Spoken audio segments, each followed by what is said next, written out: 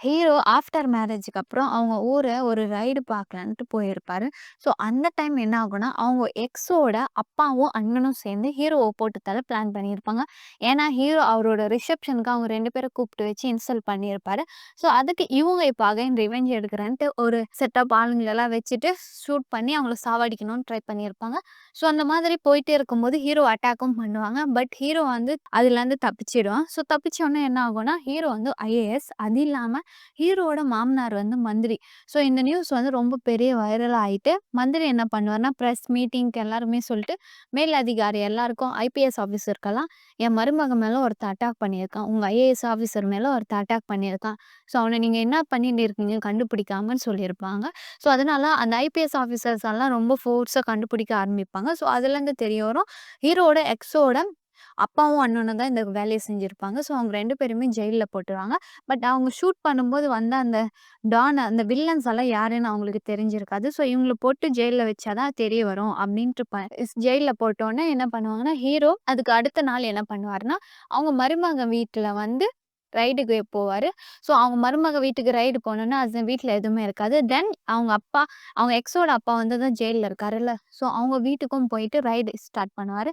So raid start பண்ணோனே, income tax ரைடெல்லாம் ஆகும்போது, நெறைய இல்லீகல் பணம், நெறைய டாக்குமெண்ட்ஸ் எல்லாம் கிடைக்கும். ஸோ அந்த டைம் வந்து ஹீரோவும், அவங்களுடைய எக்ஸும் வந்து ஒரு மீட் பண்ணுவாங்க. ஸோ அப்ப ஹீரோ சொல்லிட்டு போவான், "இந்த வீட்லருந்து ஒரு சின்ன துரும்பு கூட மிஸ் ஆயிடக்கூடாது." அப்படின்ட்டு சொல்லிட்ட உடனே 2 பேரும் ஐஸ் டூ ஐஸ் பவரா பார்த்துட்டு 2 பேரும் மூவ் ஆன் ஆயிட்டு போவாங்க.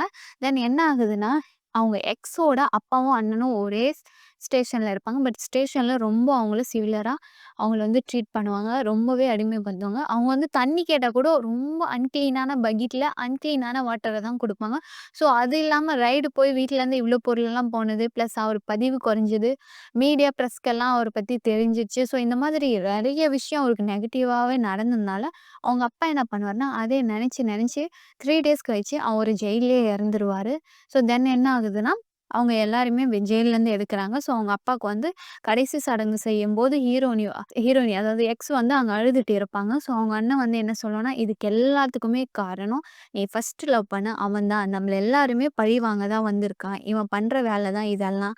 அப்படின்ட்டு அந்த இடத்துல அவள ரொம்ப உசுப்பேத்தி விட்டு போயிடும். ஸோ ஹீரோயினி என்ன பண்ணுவான்னா, அவங்க அப்பா இறந்ததுனால ரொம்ப ப்ரெஷர் ஆயிட்டு, அவளும் அந்த கஷ்டத்திலே இருந்துட்டு இருப்பா. ஸோ தென் என்ன ஆகுதுன்னா, அவங்க அப்பா செத்து முடிச்ச உடனே, இவங்க அண்ணன் என்ன பண்ணுவான்னா, அவன் ஷூட் பண்றதுக்கு ஆள் அனுப்பியிருந்தான்ல, ஸோ அவன வந்து புடிச்சு "உன்னலாம் நான் நம்பி ஒரு வேலைய விட்டா, நீ எல்லாம் உருப்படியாவா செய்ற?" அப்படின்ட்டு அவனையும் அடிச்சு போட்டுரும். அதுக்கப்புறமேலுக்கு என்ன ஆகுதுன்ற நெக்ஸ்ட் எபிசோட்ல உங்களுக்கு சொல்றேன்.